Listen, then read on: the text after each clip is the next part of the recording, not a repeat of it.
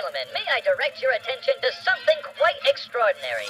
Chris, the Herons are back. And we got Messi. What's going on? What? Where is the information? I guess we're getting ready for a sister kissing fiesta. I felt like we were playing a 2-8. It was just a 2-8. Let me tell you, Danny is about to get destroyed in the chat. So Are we kissing sisters, Chris? Maybe stepsisters, but not regular sisters. I've done a little bit of research on him. When it comes to FIFA, this guy's 68. We're going to have the greatest player of all time on the team. If there's a time to believe, it's now. It looks like a heron shat all over it. So you guys are literally getting excited for a ranked 65 player on FIFA 23. We got some pretty good FIFA cards on our squad now. All right. You gotta understand, Kevin. This is how we scout our players here on this show. Just look at FIFA cards. No question about it. I am ready to get hurt again. Chris, the Herons are back. Welcome, everybody, to episode number 140 of the Battered Herons podcast. I am your host, Daniel Granada, and alongside me, as always, Mr. KBD. How are you doing, sir? Listen, we got the prized guy that everybody wants. We got a game on Wednesday. It's exciting stuff, man. Thursday. Or Thursday, yes, my bad. Thursday. Wednesday's Valentine's Day, so we probably won't be on here on Wednesday night for Valentine's Day because I know all you guys will be doing whatever you do on Valentine's Day night. So we won't be doing that, but a lot to get into, and I'm excited. So where do we start, Chris? Where do you think we should start today? Because we got good stuff to talk about.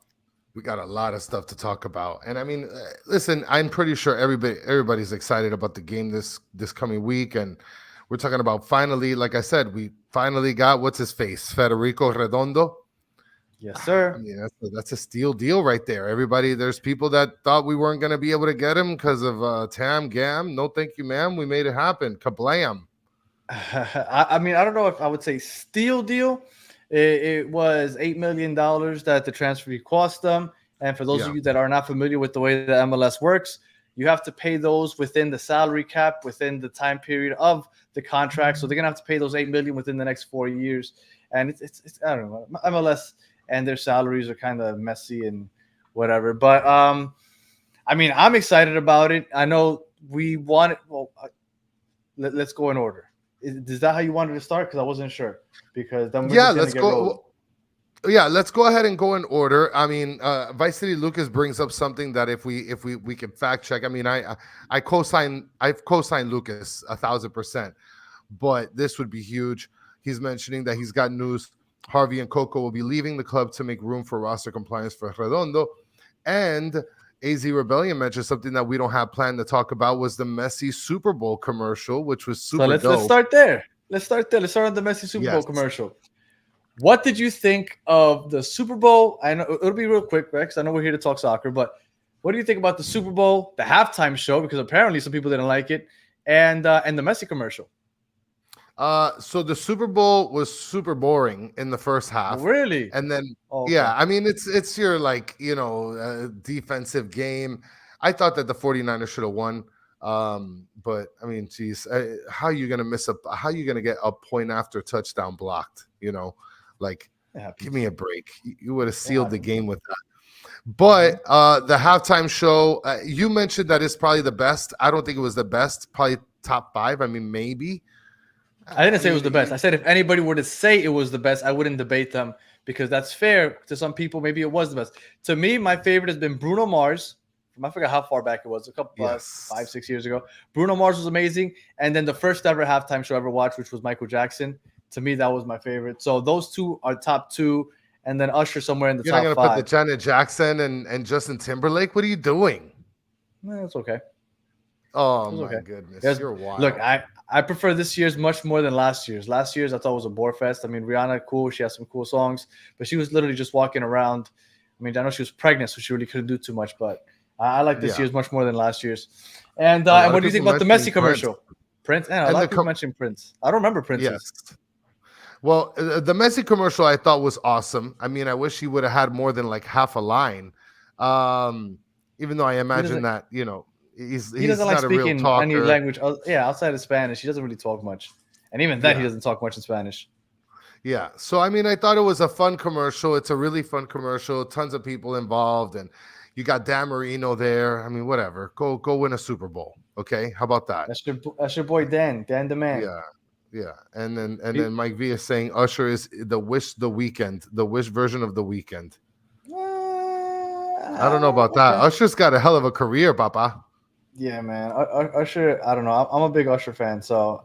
All right, but I guess we got way off topic, so let's get back onto it. Yes, we did. And before we get back onto it, just so you guys know, tonight is actually the first at 10 o'clock. It's going to be our first Battered Herons en Español episode. So if you guys want to join us for that, I put the link in the chat. So go ahead and you can join us. And if you haven't already, subscribe. And we will be going live at 10 o'clock to talk similar topics to what we're doing right now, but in Español with a couple other friends of ours. So, all right, so let's get on to it. We had news this week. We had Redondo today, basically, right? Everybody's saying it's just about the deal is done.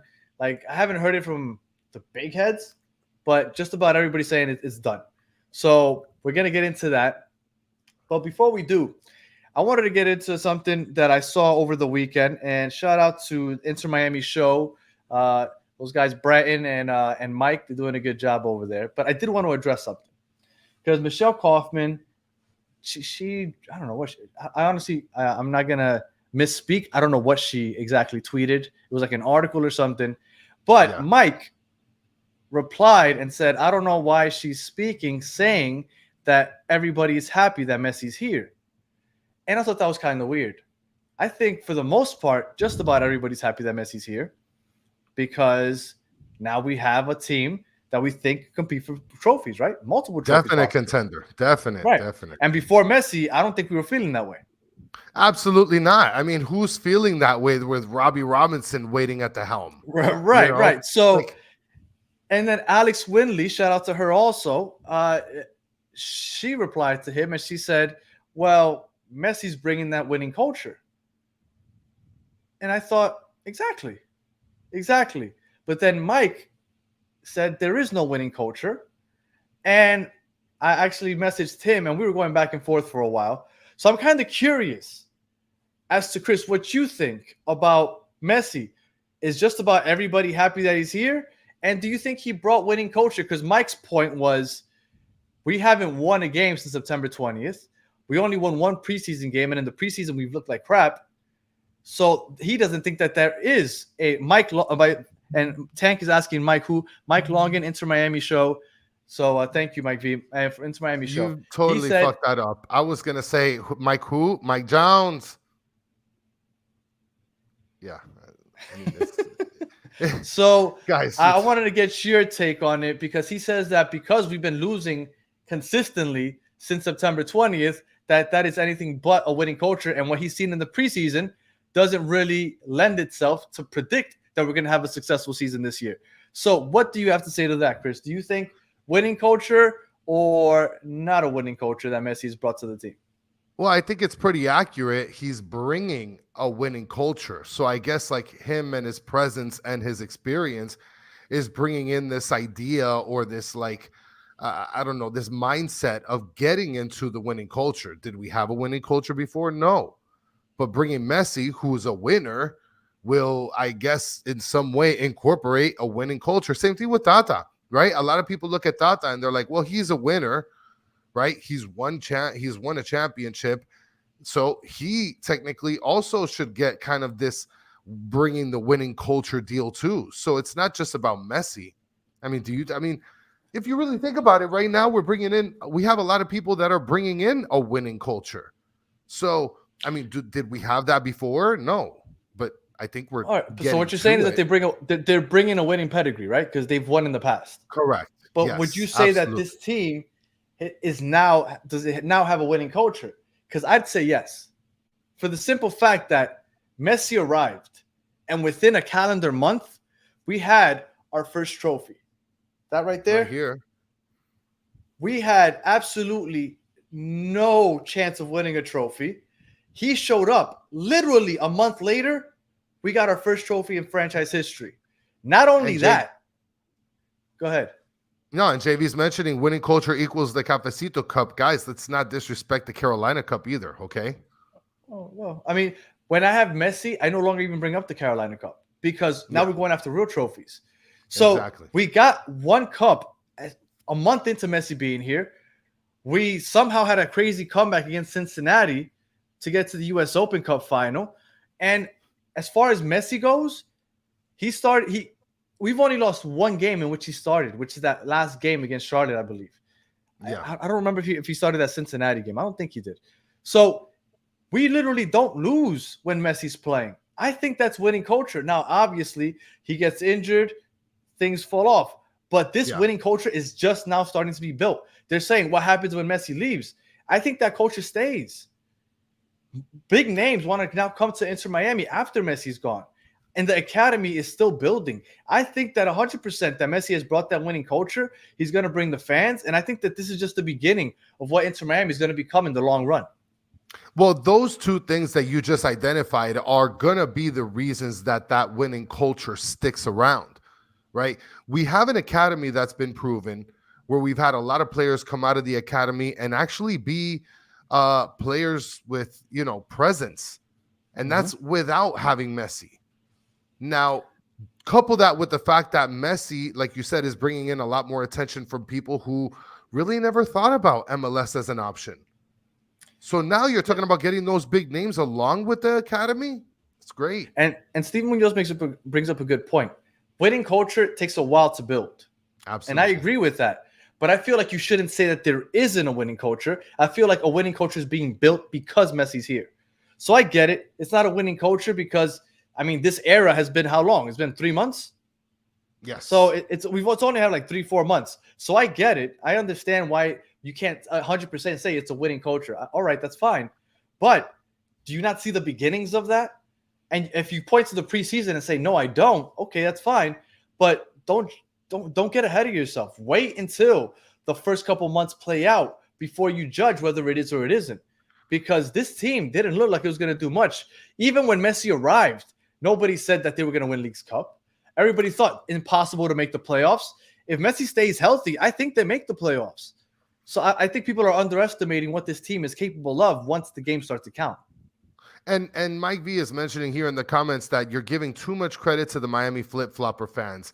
I think that we have to differentiate the fans versus the players and the organization and what they're going to bring.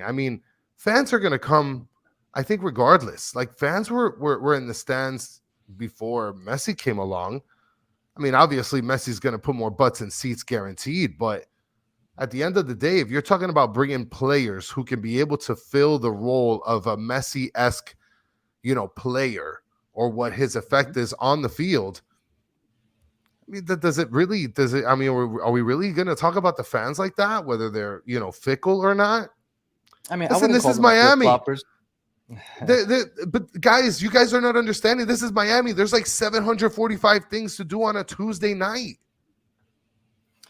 But Gassetti brings up a good point. Chris, the majority of these are Messi fans. Fair.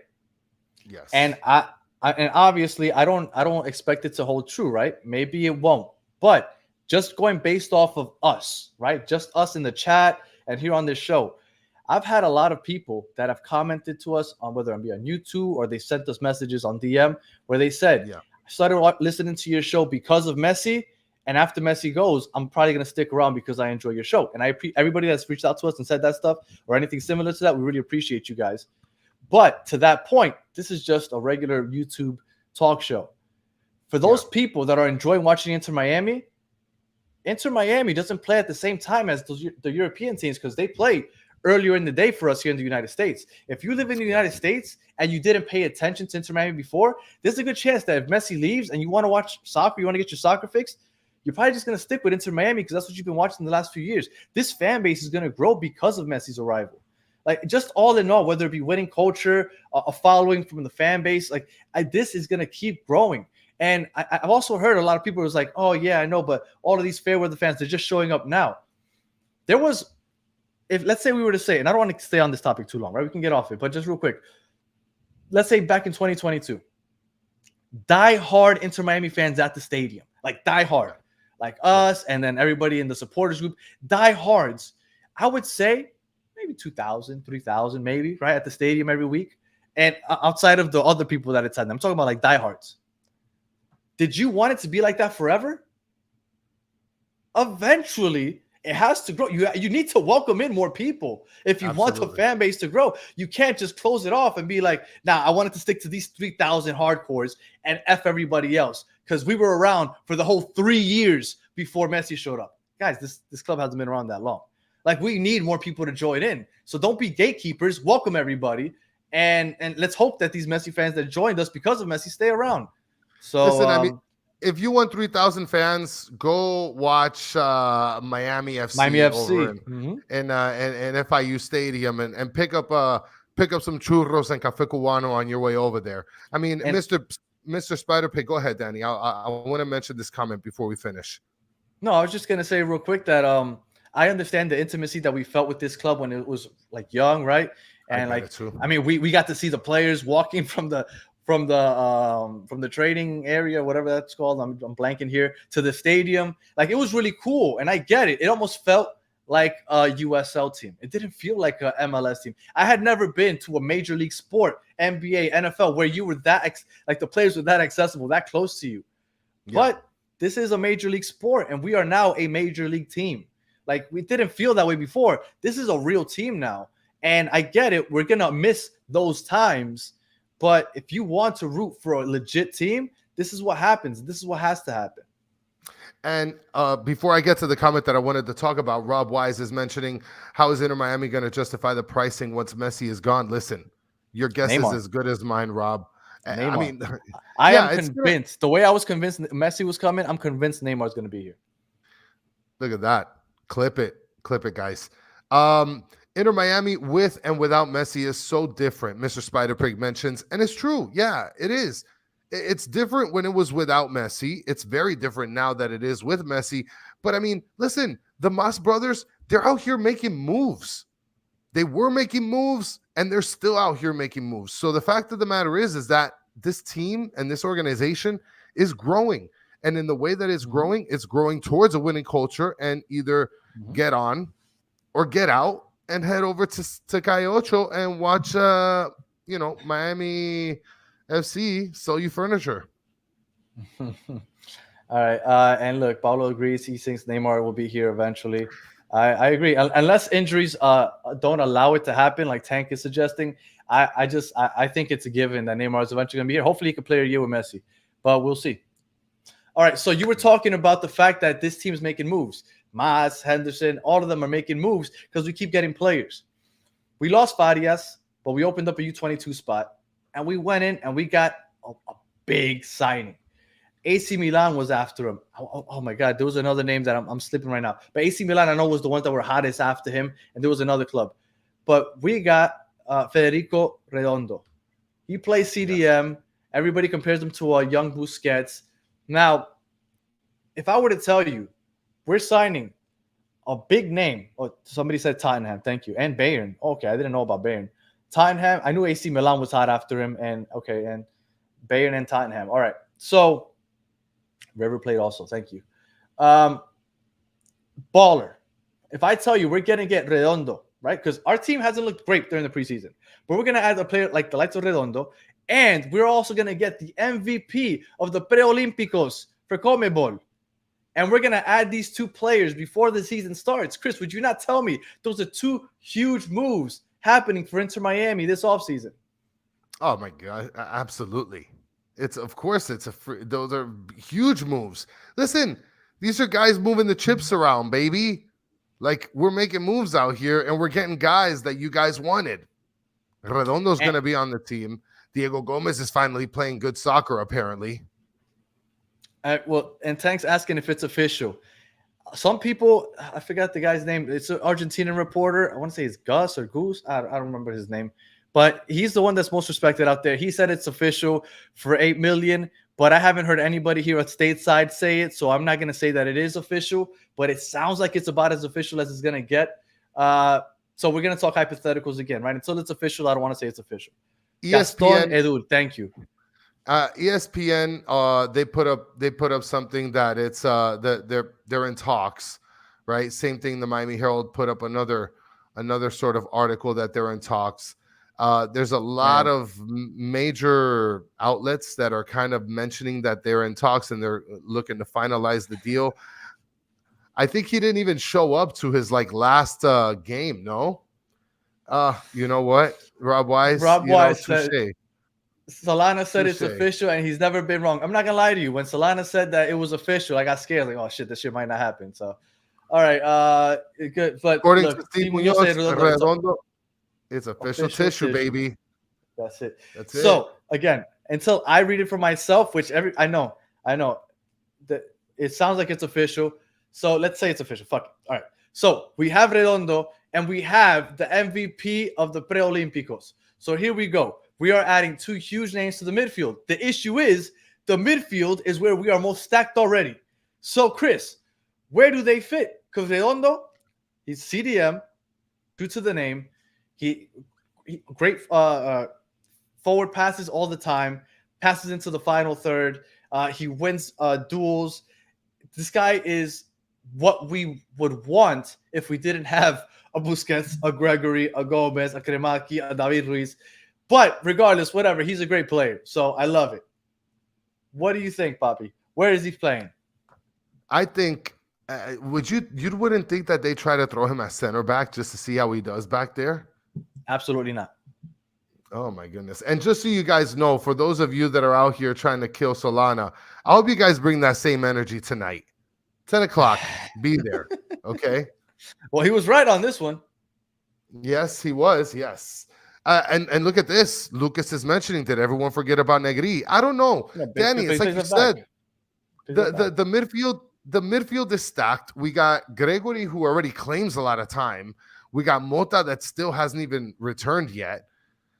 And then we got Redondo here that's going to try to find his way in the middle of all of that, plus Diego Gomez finally playing decent soccer against babies. I mean, there we go. Solana has arrived. Solana, you have to defend yourself at 10 o'clock. Yes, at 10 o'clock, it is defenso time. Okay. All right. And this is it right here. Lucas is mentioning we finally have depth. I mean, that's a problem. That's a great problem to have. Yeah, in the midfield.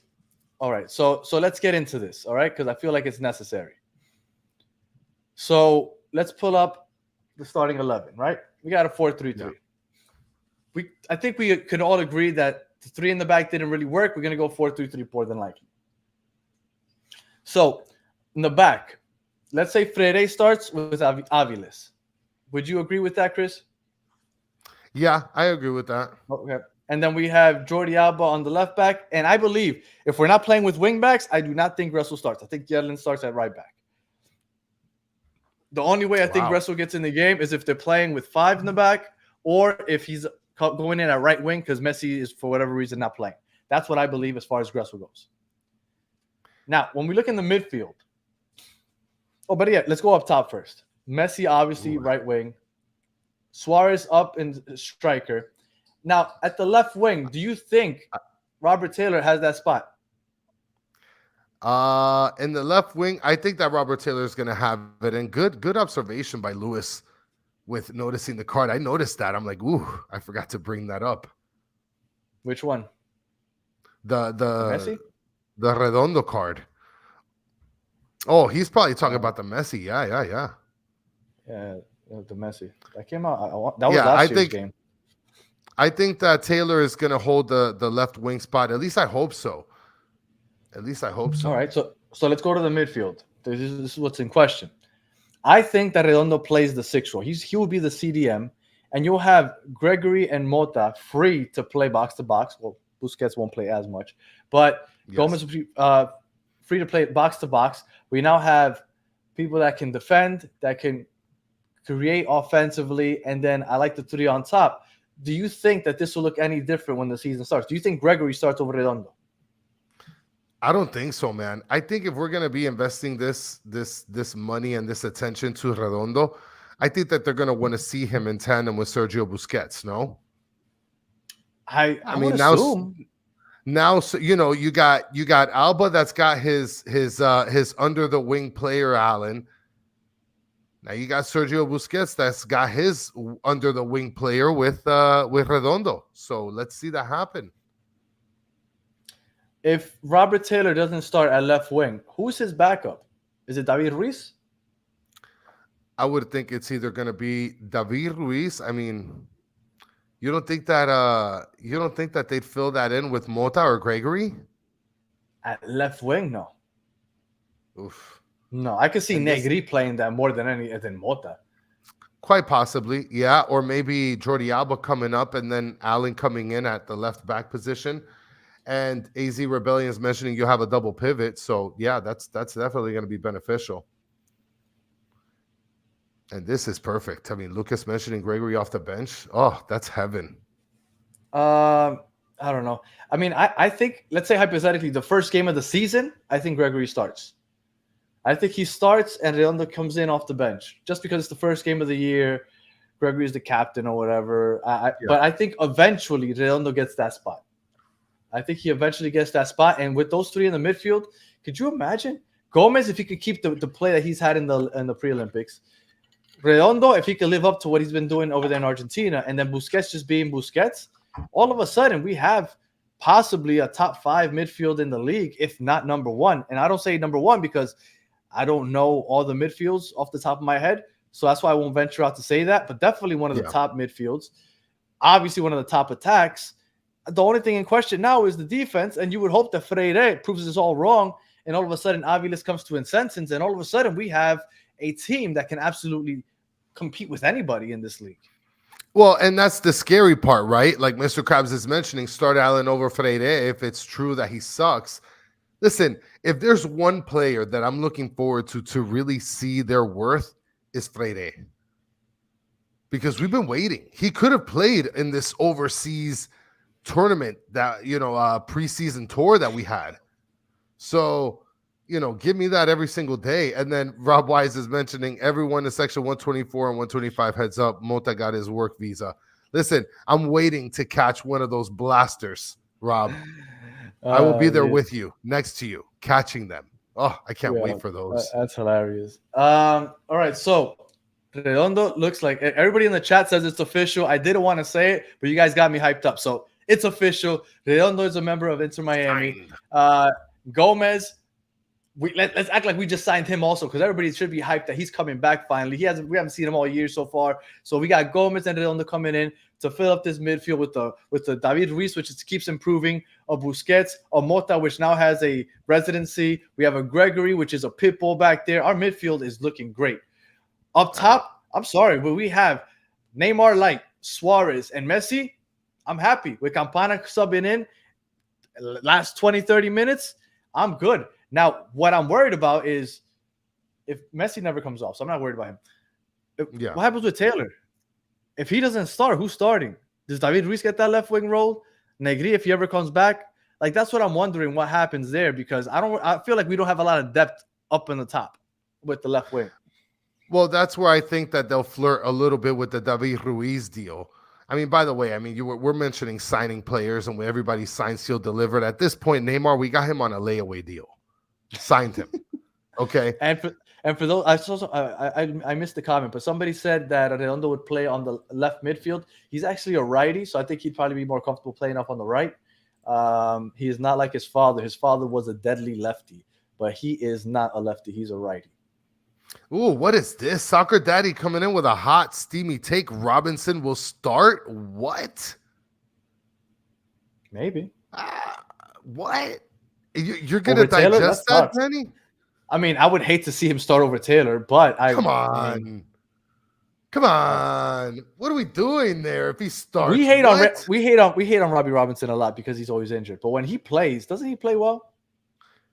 I mean, he does, but give that spot to Emerson, bro. Oh, God. All right, so let's see. We had Redondo and Gomez on their way over here, and they probably, I would assume that if it's official now, he might play the first game of the season. But going into, well, actually, before we get into this, I'm sorry. I'm going to, one more thing before we get into Thursday's game. So Argentina and Paraguay both qualified to be in the Olympics in Paris this summer. Oh, Robbie Robinson's already injured again. Thank you, JB. So they both qualified to be in the Olympics this summer. Now, that got the ball rolling with speculation that maybe Messi will go ahead and join the Olympic team after Copa America is over. Yeah. Before I give you my take on that, I would like to hear what you have to say to that, because if he were to be included in the Olympics, he would miss League's Cup. What do you think about that? Dude, Messi, hang it up. Colócalo. That's it. It's done, bro. Go off on the high horse. You won the chip. You won the whole kit and caboodle. Just get out of there, bro. Let the youngins come through and take over the Argentina team. Why are you gonna do that? Imagine risking doing that. And what if you don't win? What if you don't succeed? Your last time in your country's jersey is gonna be failing or repeating, because that's the only other success you can get. Well, he's playing in Copa America for sure. Yeah, for sure. But I mean, you wanna try to be a winner, not a loser. Like, you just went out the biggest winner in nation sports. Right. But if he goes to Copa America and say he doesn't win, do you think he's going to jump on and try to win the Olympics? I personally think it's not happening. No way. The Olympics is for the 23 and under, or 22 and under. I think it's 23 and under. And you're allowed to bring 3 players that are over 23. Why would Messi want to be involved in that? Yeah, I think it's a no-brainer. I don't understand why he would talk to that. I can't, like, I get the speculation, and everybody thought that it was going to be him and Angel Di Maria going and playing in the Olympics. Angel Di Maria already said, I'm not playing. I think Messi soon will say the same thing. But just for the people speculating, I don't see what he would gain from that. He doesn't hold an Olympic gold medal as prestigious as winning a Copa America, the World Cup. And on top of everything, I know Inter Miami is paying him a decent amount. Maybe they're not paying him Saudi money that he was supposed to get, but they're paying him a decent amount. Yeah, go off and play in Copa America, but you're not missing 2 months for us. Like, at some point, like, we're paying you. You need to play for us. Like, I get that Argentina is your priority, so go play Copa America, but you're not going to go play for a gold medal in the Olympics and leave us high and dry for 2 months. Like, I'm sorry, that's not happening. I refuse to believe that that's going to happen, and I think that there's just about 0% chance that happens. Listen, not only is that a thumbs down on your part and my part as well, but Luis Fernandez is mentioning something really big here, guys. Like, newsflash, no thumbs up, no thumbs in the chat as usual. Guys, get to working, bro, please. It's literally a finger wag up, like, do all that good stuff, dude. And supercalifragilistic. What don't I understand? His love for Argentina, I get it, but it's the Olympics. Like, the Olympics aren't that prestigious. Like, he already won it, by the way. He already has a gold medal that he won with Argentina.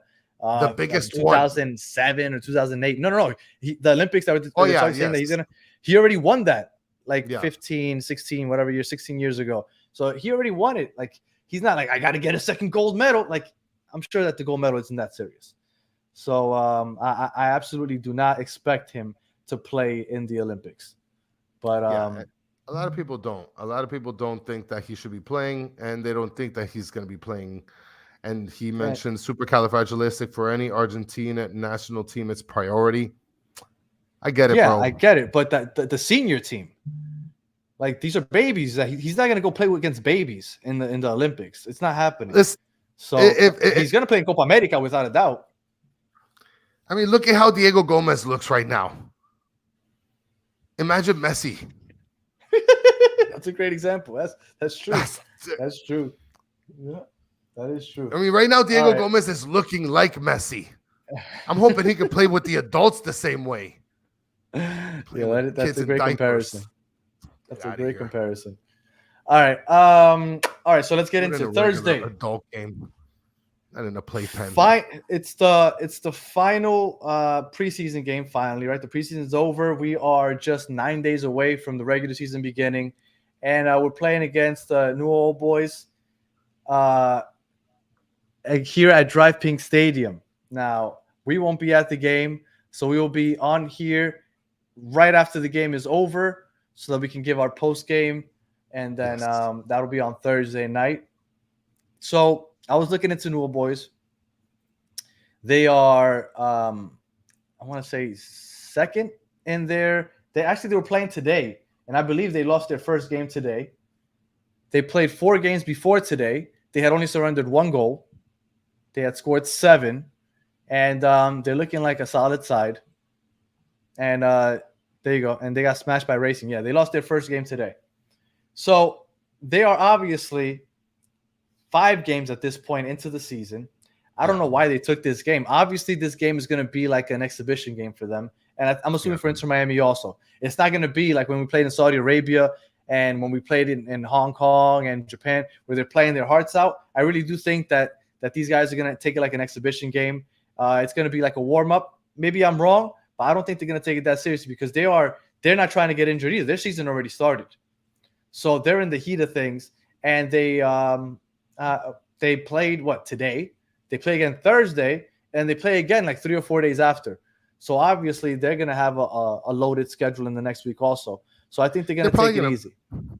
Yeah, they'll probably play a couple backups. I don't think that they're going to go out with their full-fledged team. I'll tell you this much. I think that we're going to have more starters on the pitch than we've had this season. I mean, this is the game right before we start our first season. So this is the dress rehearsal.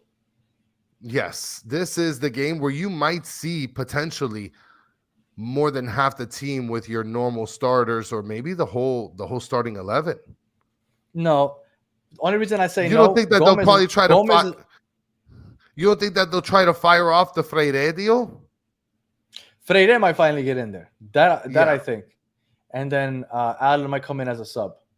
Yeah. But I don't think Gomez won't be back in time. I don't think he'll play. Redondo won't play. Let's see. We have Suarez will probably start. Messi and Taylor up top. I think we could all agree on that. Yeah. Busquets in the midfield. And because Gomez and Redondo probably won't be available, I think it'll be Ruiz and Gregory. And then in the back, you have Alba, Yedlin, Aviles, Freire. I think Freire finally plays. Hopefully, if he doesn't, then I start to worry about his health for real. And then Drake at goalie. And I think that they'll play for the majority of the game, and I don't think it'll be one of those crazy like El Salvador where everybody's being really rough. I think it'll be an exhibition game. I'm not too worried about it, and it should be a fun watch. I'm looking forward to it. And again, last preseason game, so. Well, and Pablo Golazo is mentioning Busquets' injury. Lucas That's a great question. I haven't heard anything about that. Well, I read an article somewhere. I mean, I wish I would have had it in hand, but I saw it was like a nothing burger. But I'm going to see if I can fetch it so I can post it up here, if not in the Spanish show. And Luis, absolutely. Freire better get in there. Absolutely. If he's not going to be in there, it's going to be a problem. And Pro Gamer, absolutely not. Absolutely not. I have never been in a movie unless it was a home movie that you somehow got your hands on, which you shouldn't have. And fun fact, I think my dad was in the movie The Warriors. Was he? Yeah. That's dope. With the bottles. For those of you. Warriors. Yeah. That's one of my top 5 movies of all time. Guys, if you haven't watched The Warriors, you guys need to go and watch it. You'll probably see my dad on there. That's interesting. All right. Let's see. Anything from the chat before we go ahead and close it out today? Well, I mean, Pablo Golazo was mentioning you were in an Ice Spice video. And then maybe Lucas is mentioning they probably got your OnlyFans. So, and Dennis Lopez, yes, The Warriors is an awesome movie, classic. Let me tell you something. If I could figure out how to make money from like selling like feet pictures or something, I would absolutely do it. That's weird. You're a dude, though. You can't do that. You can't do that as a dude. You don't think that there's a fetish for like different type of feet? Like I bet you if somebody has like disfigured feet, people would pay to see that. I will post a picture of my dad on my page so that way you guys can be able to try to find him. By the way, if you guys, no, I'm not doing that. That's disgusting. By the way, you wouldn't do that for money?